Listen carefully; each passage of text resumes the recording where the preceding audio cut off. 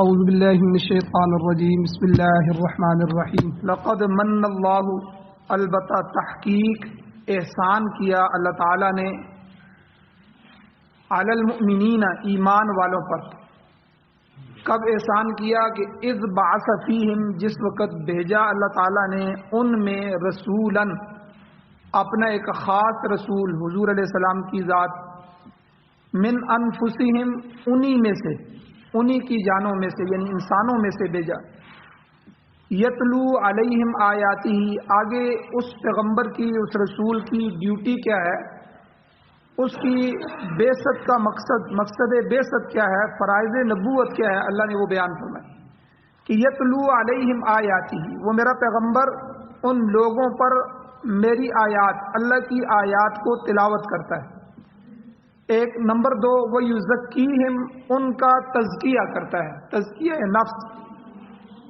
اور نمبر 3، وہ یعلمہم الکتاب والحکمہ، ان کو کتاب کی تعلیم دیتا ہے اور حکمت سکھاتا ہے۔ یہ 4 اس پیغمبر کی ڈیوٹیاں۔ آگے اللہ فرماتے ہیں وَإِن كَانُوا مِن قَبْلُ لَفِي ضَلَالٍ مُبِينٍ، اس سے پہلے وہ لوگ کھلی گمراہی میں تھے، پیغمبر نہیں آیا تھا، ایمان قرآن نہیں آیا تھا، تو وہ لوگ گمراہیوں میں تھے، تو ہم نے ان پر پیغمبر بھیج کے احسان فرمایا۔ سورہ آل عمران کی آیت نمبر 164 ہے جو آپ کے سامنے تلاوت ہوئی ہے، آپ نے اس کا ترجمہ سماعت فرمایا۔ سب سے پہلے ربط آیات ہے، ان آیتوں کا پچھلی آیتوں کے ساتھ ربط کیا ہے۔ گزشتہ درس میں اللہ تعالیٰ نے اس چیز کی وضاحت فرمائی تھی کہ نبی کی شان کے شایان نہیں ہے کہ وہ مال غنیمت میں سے کوئی چیز از خود اپنے پاس رکھ لے، کیونکہ پیغمبر تو جماعت کا سربراہ ہے، بڑا ہے، اس کو اللہ تعالیٰ نے اجازت دی ہے کہ جو چیز آپ چاہیں سر عام سب کے سامنے اپنی تحویل میں لے، لہذا اسے کیا ضرورت ہے کہ کوئی چیز خفیہ طور پر لے لے۔ اللہ کا پیغمبر ایسا نہیں کر سکتا۔ تو پچھلی آیات میں اللہ تعالیٰ نے ان لوگوں کی تردید فرمائی ہے جو اس قسم کا گمان کر رہے تھے، اور اس کے شان نزول میں نے بیان کیا تھا کہ بعض لوگ مال غنیمت میں سے کچھ کمبل یا چادر نہیں مل رہی تھی، انہوں نے گمان کر لیا اور لوگوں کو کہنا شروع کر دیا کہ ہو سکتا ہے حضور نے رکھ لی ہو، ان کی ضرورت ہے انہوں نے رکھ لی۔ اب منافقین جو ہے وہ تو اس لیے کہہ رہے تھے کہ وہ تو کوئی بہانہ ڈھونڈتے تھے اسلام کو اور حضور کو پریشان کرنے کا۔ اگر یہ قول مسلمانوں کا تھا تو انہوں نے اس طرح کہا کہ حضور کی ضرورت ہوگی، ان کو اختیار ہے، انہوں نے رکھ لی ہوگی۔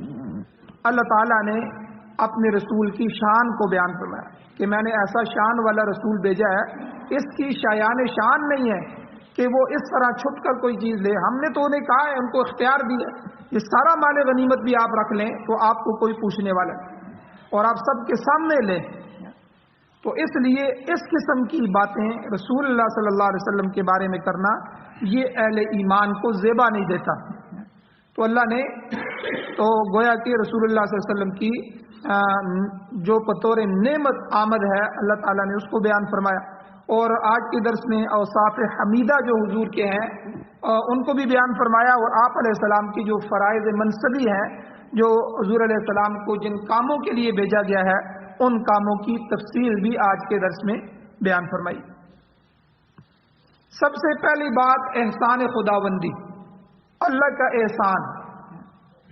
ارشاد ہوتا ہے کہ لقد من اللہ علی المؤمنین، تحقیق اللہ تعالیٰ نے ایمان والوں پر بڑا احسان کیا ہے۔ یہ لقد من اللہ، من کا جو لفظ ہے اس کا عام فام معنی ہوتا ہے احسان کرنا، لیکن اس کا اصل معنی جو ہے وہ قطع کرنا، کسی چیز کو کاٹنا۔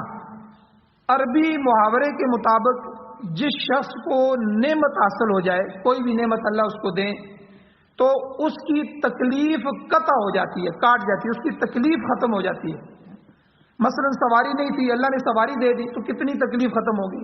گھر اپنا نہیں تھا، اللہ نے مکان اپنا دے دیا تو اس کی کتنی تکلیفیں ختم ہو گئی۔ تو کسی کو کوئی نعمت ملتی ہے تو اس کی تکلیف ختم ہو جاتی ہے، اور یہ اللہ کا احسان ہوتا ہے اس پر۔ چنانچہ جزائے عمل کے متعلق جب کسی اچھے عمل کا اللہ بدلہ دیتے ہیں، اس کے متعلق سورۃ التین کے اندر اللہ تعالیٰ فرماتے ہیں اور کئی مقامات پر فرماتے ہیں الا الذین آمنوا، میرے وہ لوگ جو ایمان لائے، وعملوا الصالحات، نیک اعمال کیے، ان کو اس عمل کا بدلہ کیا ملے گا، جزائے عمل کیا ہوگا؟ اللہ کہتے ہیں فلہم اجر غیر ممنون، یہ مننا یہاں آ گیا ممنون، ان کے لیے ایسا اجر ہوگا جو کبھی منقطع نہیں ہوگا، یعنی کبھی زائل نہیں ہوگا بلکہ ابدی ہوگا، ہمیشہ ہمیشہ کی جنت، ہمیشہ ہمیشہ کی جنت کی نعمتیں ہوں گی، یعنی وہ نعمتیں اب اللہ ان کو اس کے بدلے میں دے دیں گے۔ یہ ایمان اور اعمال صالحہ، اس کی قیمت لگائی جا رہی ہے۔ جو بندہ دنیا میں آتا ہے، ایمان لاتا ہے، اللہ کو اللہ مانتا ہے، پیغمبر کو پیغمبر مانتا ہے، اللہ کی کتاب کو اس کی کتاب مانتا ہے، پھر ان پر عمل شروع کر دیتا ہے، نیک اعمال جو بتائے گئے ہیں اس پر شروع کر دیتا ہے، نماز ہے، حج ہے، زکوٰۃ ہے، صدقہ خیرات ہے، دوسرے جتنے اعمال ہیں، اللہ تعالیٰ کہتے ہیں ہم نے ان کے لیے اجر سنبھال کے رکھا ہے۔ یا اللہ کیسا اجر ہوگا؟ اللہ کہتے ہیں فلہم اجر غیر ممنون، ایسا اجر ہوگا پھر وہ ان سے لیا نہیں جائے گا، قطع نہیں ہوگا۔ اب دیکھیں دنیا میں جب والد کی طرف سے کوئی چیز ملتی ہے تو بعض دفعہ انسان کو خیال ہوتا ہے شاید والدین نہ دیں، ہو سکتا ہے آگ کر دیں، محروم کر دیں، بیچ دیں۔ اور اسی طرح ہدیے کے بارے میں حضور علیہ الصلوۃ والسلام نے فرمایا ہدیہ جو آدمی کسی کو تحفہ دیتا ہے، تحفہ دے کے پھر واپس نہ لے، اور اس کی مثال حضور نے حدیث میں بیان فرمائی کہ جو آدمی کسی کو کوئی چیز دے دیتا ہے پھر وہ چیز واپس لیتا ہے تو اس کی مثال اس کتے کی طرح ہے کہ جو کتا کیا کرتا ہے اور کیا کرنے کے بعد پھر اس کو چاٹ لیتا ہے۔ یعنی یہ مثال حضور نے حدیث میں بیان فرمائی، بھئی کسی کو ہدیہ دیا جائے اس کو واپس نہ لیا جائے، لیکن بہرحال ڈر ہوتا ہے کہ بھئی اس کی چیز ہے، اس نے ہدیہ دی ہے تو ہو سکتا ہے واپس لے لے، لیکن اللہ تعالیٰ کہتے ہیں غیر ممنون، فلہم اجر، ان کے لیے اجر اور معاوضہ جو جنتیوں کے لیے، ایمان والوں کے لیے اور اعمال صالحہ کرنے والوں کے لیے جو ہوگا وہ کبھی ان سے منقطع نہیں ہوگا، ابدی ہوگا، کبھی زائل نہیں ہوگا۔ جنت مل گئی تو ہمیشہ ہمیشہ کے لیے ہے، وہ جنت اس کی ملکیت ہوگی اور کبھی اس سے واپس نہیں لی جائے گی۔ یہ نہیں ہے کہ اللہ اب ناراض ہو جائے، اور آخری نعمت جو اللہ جنت میں پہنچنے کے بعد جنتیوں کو دیں گے وہ اپنی رضامندی دیں گے، سب سے بڑی نعمت۔ اللہ کہیں گے آج میں تم سے راضی ہو گیا اور آج کے بعد میں تم سے کبھی ناراض نہیں ہوگا۔ یہ ناراضگی والا چکر ختم ہوگا۔ جب ناراض نہیں ہوگا تو پھر اس وقت کوئی نعمت چھننے کا خطرہ بھی نہیں رہے گا۔ یا دنیا میں اللہ کسی سے ناراض ہو جائے اس کو کئی دفعہ امتحان میں ڈال دیتا ہے، کئی دفعہ اللہ تعالیٰ اس سے اولاد کی نعمت چھین لیتا ہے، کئی دفعہ اللہ اس سے دوسری نعمتیں چھین لیتا ہے۔ اللہ خود قرآن مجید میں فرماتے ہیں ظہر الفساد فی البر والبحر بما کسبت ایدی الناس، کہ یہ جو تم زمین میں، بر و بحر میں، سمندروں میں، خشکی میں جو تم فساد دیکھتے ہو یہ لوگوں کے ہاتھوں کی کمائی ہے۔ جیسا تم عمل کرتے ہو، برائیاں کرو گے تو تمہارے معاشرے میں فساد پیدا ہوگا، اللہ تمہارا سکون چھین لے گا، اللہ تم سے رحمتیں چھین لے گا، برکتیں آنا، برکتوں کا نزول بند ہو جائے گا۔ تو یہ سب انسان کا کیا دھرا ہے، اپنے اس کی کمائی کی وجہ سے ہوتا ہے۔ تو اس لیے یہاں اللہ تعالیٰ نے ایمان والوں کو فرمایا۔ اور اسی طرح من، یہ اونٹ جب چلتے ہیں گٹھے تو اونٹوں کے چلنے سے جو گرد و غبار اڑتا ہے اسے منین کہتے ہیں، عربی میں منین، کیونکہ وہ بھی آہستہ آہستہ منقطع رہتا ہے۔ تو کہنے کا مقصد یہ ہے کہ من کا یہاں لفظ لقد من اللہ علی المؤمنین، یہ اس کا لفظی معنی قطع کرنا ہے اور اصطلاحی معنی اس کا احسان کرنا ہے۔ اس لیے اللہ تعالیٰ نے فرمایا کہ اللہ تعالیٰ نے ایمان والوں پر بڑا احسان فرمایا، بڑا احسان۔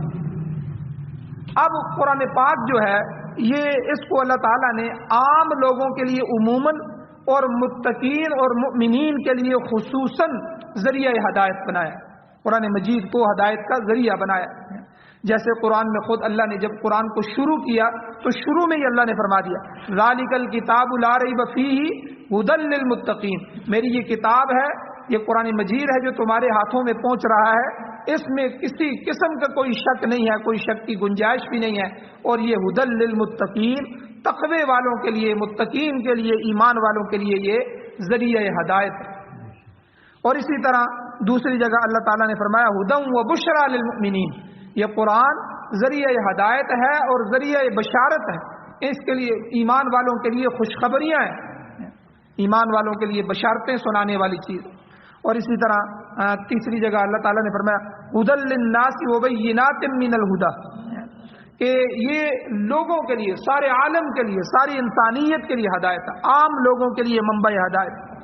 تو بہرحال اسی طرح حضور علیہ السلام کی یہ دو حیثیتیں بھی اللہ نے یہاں بیان فرمائی ہیں، کہ جیسے کہ حضور علیہ السلام کی زبان سے کہلوایا قل، اے میرے پیغمبر، اے میرے محبوب، آپ کہیں لوگوں کو یا ایھا الناس، اے پوری دنیا کی انسانیت، ساری دنیا کو حضور نے مخاطب فرمایا، انی رسول اللہ الیکم جمیعا، میں تم سب کی طرف اللہ کا رسول بنا کر بھیجا گیا، مجھے اللہ نے تم سب کی طرف اپنا پیغمبر بنا کے بھیجا، سب کی ہدایت اور رہنمائی کے لیے اللہ نے مجھے مبعوث فرمایا۔ اور آپ علیہ السلام کی لائی ہوئی ہدایت اور رہنمائی سے سب سے زیادہ مستفید اور فائدہ اٹھانے والے متقین اور مؤمنین ہوتے ہیں، لہذا حضور علیہ السلام کی رسالت کا زیادہ احسان بھی ایمان والوں پر ہے، اس لیے یہاں اللہ تعالیٰ نے اس احسان کا ذکر کیا کہ لقد من اللہ علی المؤمنین، ہم نے ایمان والوں پر بہت بڑا احسان فرمایا۔ حالانکہ حضور کا آنا یہ تو جانوروں پر بھی احسان ہے، جانور آتے تھے، حدیث میں آتا ہے کہ ایک دفعہ حضور بیٹھے ہوئے تھے، صحابہ بیٹھے ہوئے تھے، ایک اونٹ آیا اور اونٹ آ کے حضور کے سامنے بلبلانے لگا، جس طرح اونٹ بولتے ہیں بولنے لگا۔ حضور نے فرمایا کہ بھئی اس کا مالک کون ہے، اس کو بلاؤ۔ اب اس کے مالک کو بلایا گیا تو حضور علیہ السلام نے فرمایا کہ یہ اونٹ تیری شکایت کر رہا ہے اور یہ مجھے کہہ رہا ہے کہ اے پیغمبر، اے حضور، میرا مالک جو ہے وہ مجھ سے بوجھ زیادہ اٹھاتا ہے، میرے اوپر بوجھ زیادہ لاتا ہے اور مجھے کھانے کے لیے کم دیتا ہے، تو اس لیے تم جانوروں پر رحم کرو، کم بوجھ اٹھاؤ ان سے اور ان کو کھانے کے لیے پورا دو۔ دیکھیں حضور تو جانوروں کی بھی سفارش کرتے ہیں، تو حضور تو ان کے لیے بھی رحمت ہے، حضور تو دریاؤں کے لیے بھی رحمت ہے، حضور تو پوری کائنات کے لیے رحمت اور جو ہے احسان ہے۔ لیکن یہاں اللہ نے خاص طور پر ایمان والوں کو جو ہے مخاطب کیا، کیونکہ حضور کی آمد سے جو سب سے زیادہ فائدہ ہوتا ہے جو حضور پر ایمان لانے والے۔ میں اور آپ جو ہے اللہ تعالیٰ ہمیں کہہ رہے ہیں اے ایمان والو، تو جو ہے ہم نے تمہارے اوپر احسان فرمایا، کہ کیا احسان فرمایا، اذ بعث فیہم رسولا، کہ اللہ تعالیٰ نے تمہارے اندر ایک رسول بھیجا ہے، خاص رسول۔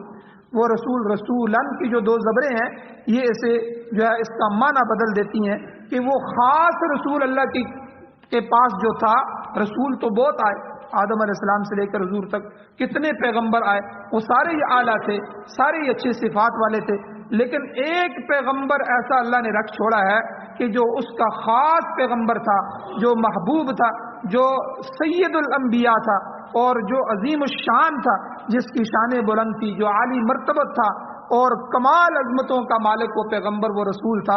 اے لوگو، اے ایمان والو، میں نے وہ اپنا خاص رسول تمہیں عطا فرمایا، یعنی وہ عام پیغمبر نہیں تھا جس طرح پہلے پیغمبر گزرے ہیں، میں نے اپنے پیغمبروں میں سے انتخاب کر کے جو خاص اپنے قریب کر دیا گیا پیغمبر تھا، وہ میں نے تمہیں حضور کی ذات سے نوازا ہے، حضور کی ذات کو عطا فرمایا۔ تو اللہ تعالیٰ نے اپنے پیغمبر کو بھیج کے جو ہے اس پیغمبر کے احسان کو پوری امت پر جتلایا ہے۔ تو یاد رکھیں اللہ تعالیٰ کی دو عظیم نعمتیں ہیں، ان میں سے پہلی نعمت حضور نبی کریم صلی اللہ علیہ وسلم کا وجود مبارک ہے، جو تمام انسانیت کے لیے بالعموم اور اہل ایمان کے لیے بالخصوص بہت بڑی نعمت ہے۔ کسی انسان کو جس قدر کمالات حاصل ہو سکتے ہیں وہ صرف پیغمبر علیہ السلام کے واسطے سے ہی حاصل ہو سکتے ہیں۔ چنانچہ پیغمبر کی ذات ایک مومن کے لیے تین چیزوں کا فائدہ دیتی ہے، حصول کمال کا ذریعہ بھی ہے، ایمان والا جو ہے حضور کی ذات کے پیچھے چل کے جو ہے کمال کو حاصل کر سکتا ہے۔ ایک تو حضور ایمان والے کے لیے حصول کمال کا ذریعہ، دوسرا تقرب الی اللہ، اللہ کا تقرب، یہ ایمان والے کا سب سے بڑا مسئلہ ہے کہ مجھے اللہ اپنے قریب کر لے۔ دیکھیں دنیا داروں میں جو اپنے محلے کا بڑا ہوتا ہے، چودھری ہوتا ہے یا جو بھی ہوتا ہے، یا اسی طرح جو وارڈ کا بڑا ہوتا ہے یا اپنے علاقے کا بڑا ہوتا ہے، MP MNA ہوتا ہے، یا اسی طرح ملک کا حکمران ہے، ہر آدمی کی کوشش ہوتی ہے کہ یہ مجھے اپنے قریب کر لے، میں اس کا قریبی بن جاؤں. تو یہ ایک لالچ ہوتی ہے، یہ ایک مقصد ہوتا ہے، حالانکہ یہ عارضی مقصد ہے اور اس کے پیچھے لگنا جائز بھی نہیں ہے شرعاً. لیکن اللہ تعالیٰ کی ذات سب سے بڑی ذات ہے. پیغمبر بھی یہ چاہ رہے ہیں کہ اللہ ہمیں اپنے قریب کر لے. دنیا میں ایمان والے کا سب سے بڑا مسئلہ یہ ہے کہ اسے قرب ذات باری تعالیٰ مل جائے، اللہ تعالیٰ کا قرب نصیب ہو جائے. تو یہ قرب کس واسطے سے ملے گا؟ حضور کے واسطے سے ملے گا. جو آدمی، حضور نے خود فرمایا، جو آدمی میرے پیچھے چلے گا، میری سنتوں کو اپنائے گا، تو اللہ تعالیٰ اس کو ایمان کا نور بھی عطا فرمائیں گے، اپنا تقرب بھی نصیب فرمائیں گے. ایک عالم کا واقعہ لکھا ہے مولانا مفتی محمد شفیع صاحب رحمہ اللہ کا، کہ حضرت عمرے کے لیے گئے، عمرہ کرنے کے لیے گئے. تو جب بندہ عمرے کے لیے جاتا ہے تو حضور علیہ السلام کا جو روضہ ہے یا مسجد نبوی کا اندر ہے، اس میں بے ادبی نہیں کرنی چاہیے. وہ حضور کا مسکن تھا، حضور کا گھر تھا، اور ساتھ حضور کی مسجد ہے. تو اب جب وہ بندہ جاتا ہے تو روزے پر حاضری بھی ہوتی ہے، صلاۃ والسلام بھی بندہ پڑھتا ہے، حضور علیہ الصلوۃ والسلام کو سلام بھی، ہدیہ سلام بھی پیش کرتا ہے. اب جو ہے مفتی شفیع صاحب رحمہ اللہ جب گئے تو ادب کا یہ عالم تھا کہ دور ستون کے دور سامنے کھڑے ہوئے اور انہوں نے جو ہے ہدیہ سلام پیش فرمایا. اب آگے نہیں جا رہے کہ کہیں میں جالیوں کے قریب جاؤں گا، کوئی ایسی بے ادبی نہ ہو جائے کہ حضور ناراض ہو جائیں. دل کے اندر ادب تھا، اب پاؤں آگے نہیں جا رہے. تو غیب سے آواز آئی، حضور علیہ الصلوۃ والسلام کی طرف سے مخاطب ہو کے آواز آئی، اے میرے بندے، اے میرے امتی، تو جو آدمی میری سنتوں پر عمل کرنے والا ہے، میرے طریقوں پر چلنے والا ہے، وہ مجھ سے دور بھی ہے تو میرے قریب ہے. وہ پاکستان میں ہے یا افریقہ کے جنگلوں میں رہ رہا ہے، وہ مجھ سے قریب ہے، مجھ سے دور نہیں ہے. اور جو میرے سنتوں پر، میرے طریقوں پر چلنے والا نہیں ہے، وہ میرے قریب بھی آ جائے تو مجھ سے دور ہی ہے. تو گویا کہ یہ حضور علیہ الصلوۃ والسلام نے ایک اشارہ فرما دیا کہ یہ جو میری سنتیں ہیں، یہ جو میرا طریقہ ہے، یہ سیدھا اللہ کے تقرب کو حاصل کرواتا ہے، اللہ کے قریب پہنچاتا ہے. اس لیے جو پیر ہوتے ہیں یا جو بڑے لوگ ہوتے ہیں، اولیاء اللہ گزرے ہیں، وہ سب سے زیادہ متبع سنت ہوتے ہیں. کسی موقع کی کوئی سنت وہ چھوڑتے نہیں، ہر عمل حضور کی سنت کے مطابق کرتے ہیں. جو آدمی سے جتنا بھی سنت کے قریب چلے گا اتنا ہی، اب سنت کی حیثیت اور سنت کی اہمیت کتنی ہے، حضور نے کتنی اہمیت حدیث میں بیان فرمائی.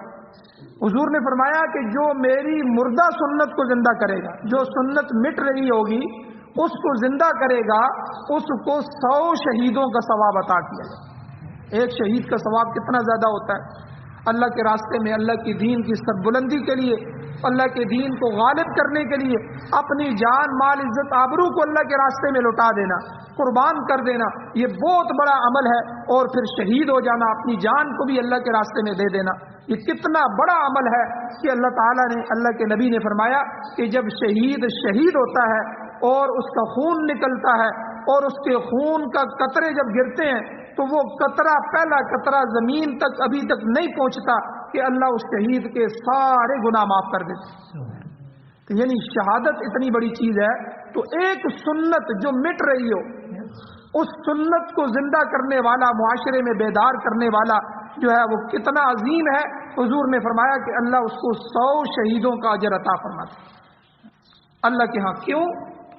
یہ بات یاد رکھیں، جو شخصیت ہوتی ہے کسی بھی چیز میں، شخصیت اس تحریک کا دار و مدار ہوتی ہے.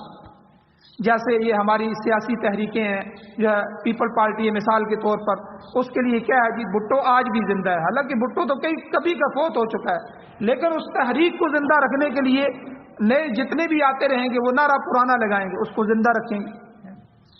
اسی طرح کوئی بھی تحریک ہو، یہ میں نے مثال دی ہے. تو اسلام کی میز، اسلام کی جو شخصیت ہے وہ حضور کی ذات. جب تک حضور کے جسم سے نکلنے والی سنتیں، نکلنے والے اعمال، حضور کے اقوال، حضور کا کردار زندہ رہے گا تو اسلام زندہ رہے گا.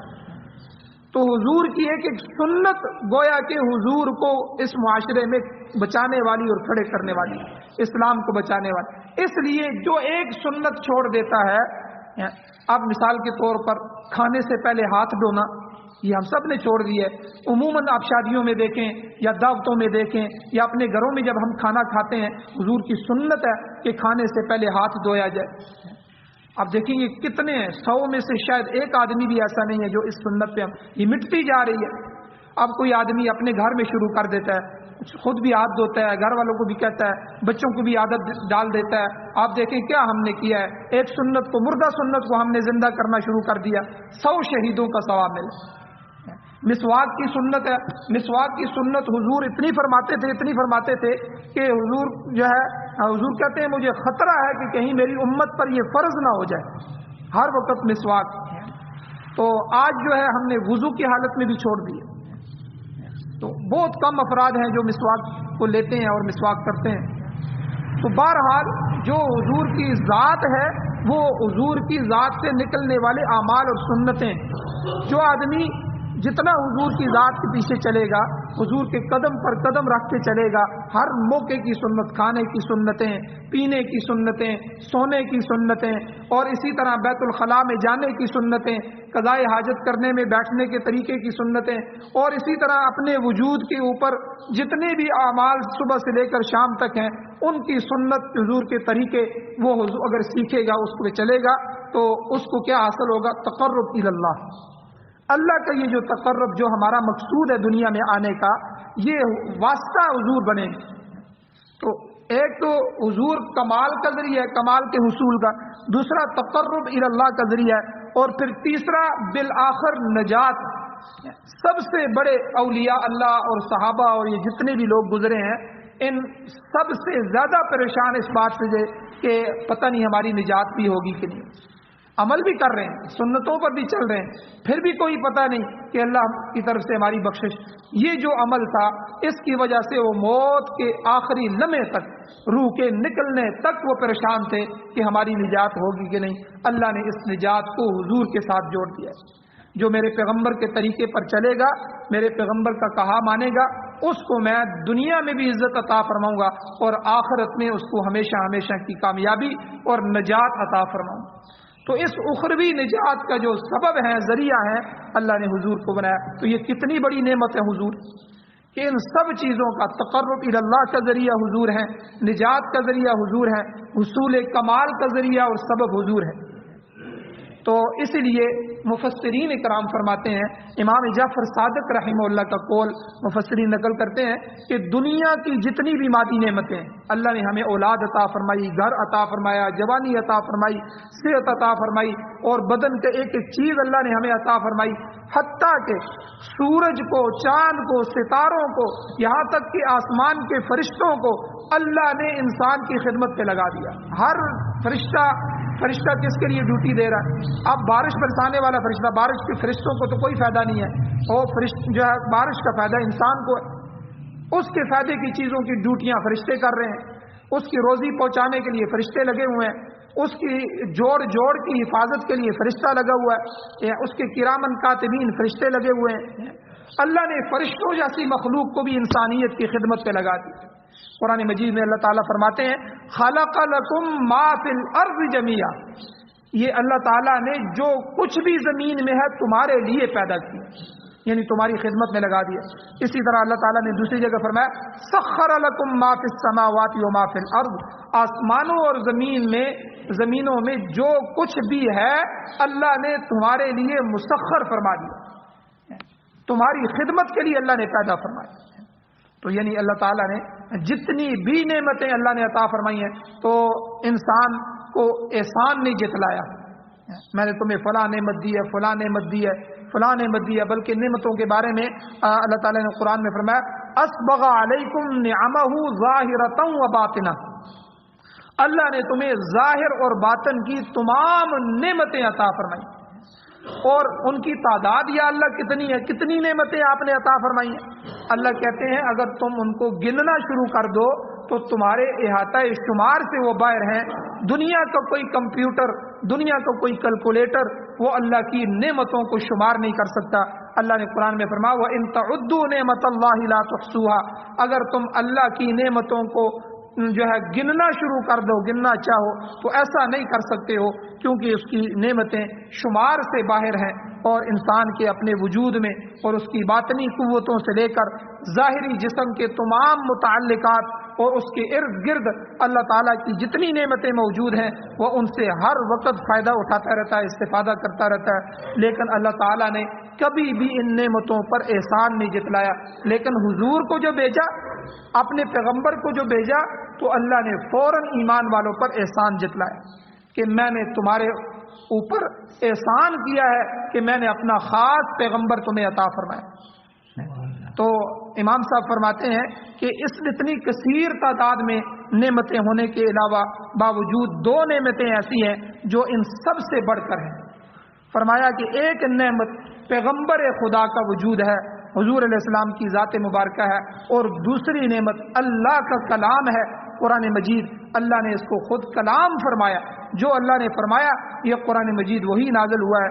یہ دونوں نعمتیں اللہ نے صرف ایمان والوں کو دی۔ اب مادی نعمتیں، دنیا کے مادے کی جو نعمتیں ہیں، بعض اوقات ایمان سے جو محروم لوگ ہیں، جو اہل ایمان سے بھی زیادہ ان کو عطا کی جاتی ہے۔ مثلا آپ یورپ والوں کو دیکھیں، کافروں کو دیکھیں، اور گناہگار مسلمانوں کو بھی دیکھیں، بعض دفعہ گاڑیاں، بلڈنگیں، فیکٹریاں، ہر چیز مادی نعمتیں اللہ نے ان کو کئی دفعہ مسلمانوں سے بھی زیادہ دی ہیں۔ لیکن پیغمبر خدا اور اپنا کلام قرآن مجید، یہ دو نعمتیں اللہ کی ایسی ہیں، اللہ نے یہ صرف ایمان والوں کو عطا فرمائی، اور اللہ نے ان کو سب سے بڑی نعمت فرمایا۔ تو اور نسل انسانی میں اللہ تعالیٰ نے انبیاء کو مبعوث فرما کے ان کے عروج اور ترقی اور اعلیٰ مراتب کا بندوبست کیا ہے، اور قرآن پاک جو اللہ تعالیٰ کا کلام بھی ہے، اس کی صفت بھی ہے، اسے نازل کر کے انسانیت کی عظمت کو اللہ نے مزید بلند فرمایا ہے۔ اور یاد رہے کہ اللہ تعالیٰ کی جو نعمتیں ہیں ان کے متعلق اللہ کا قانون، اللہ کا قاعدہ جو اللہ نے قرآن مجید میں ذکر فرمایا، اللہ کہتے ہیں لئن شکرتم لأزیدنکم، اگر تم میری نعمتوں پر میرا شکر ادا کرتے رہو گے تو میں تمہاری انعامات میں، تمہاری نعمتوں میں اضافہ کرتا رہوں گا۔ وَلَئِن كَفَرْتُمْ، اگر تم میرا کفران نعمت کرو گے، نعمت کا شکر نہیں کرو گے، ان عذابی لشدید، تو میرا عذاب بھی بڑا شدید ہوگا، بڑا سخت ہوگا۔ اس لیے ہمیں حضور کی ذات کو بھی پہچاننا چاہیے اور قرآن مجید کی عظمت کو بھی پہچاننا چاہیے، اور ان دونوں چیزوں کو اپنے لیے مشعل راہ بنانا چاہیے۔ حضور کی سنتوں کو اور قرآن کی صداقت کو لے کر جو بندہ چلے گا اور قرآن کے احکامات پر عمل کرے گا، اللہ تعالیٰ دنیا میں بھی اس کو عزتیں عطا فرمائیں گے، اور آخرت میں ہمیشہ ہمیشہ کے لیے کامیابی اللہ تعالیٰ اس کے مقدر میں فرما دیں گے۔ چند اور مسائل بھی ہیں انشاءاللہ کل کے درس میں ذکر کیے جائیں گے۔ اللہ تعالیٰ سے دعا ہے اللہ ہمیں عمل کی توفیق عطا فرمائے، آمین۔ الحمدللہ رب العالمین والعاقبۃ للمتقین والصلاۃ والسلام علی رسولہ النبی الامی الکریم۔ یا اللہ ہماری کمیوں کوتاہیوں کو معاف فرمائیے، درگزر فرمائیے، صغیرہ کبیرہ گناہوں کو معاف فرمائیے۔ یا اللہ قرآن اور سنت، یا اللہ اپنا کلام اور حضور کا طریقہ، یا اللہ قرآن و سنت کو سننے، سمجھنے، عمل کرنے اور اس کی اشاعت کرنے، یا اللہ اس کے لیے اپنی صلاحیتیں خرچ کرنے کی توفیق عطا فرمائیں۔ یا اللہ ہماری اولادوں کو، نسلوں کو قرآن کا حافظ، قاری، عالم، مفتی، مجاہد، غازی، شہید اور دین کا داعی بنا۔ یا اللہ پوری دنیا میں، پوری عالم میں، یا اللہ ان سے اپنے دین کا کام لے۔ یا اللہ دنیا اور آخرت کی نعمتیں عطا فرما۔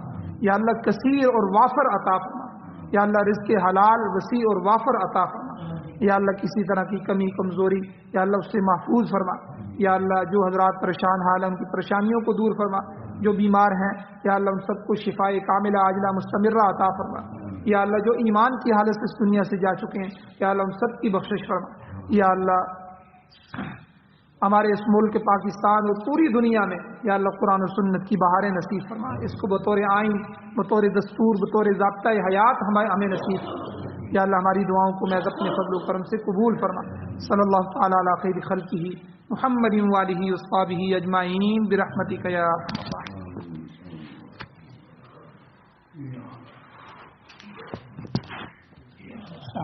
ٹھیک ہے۔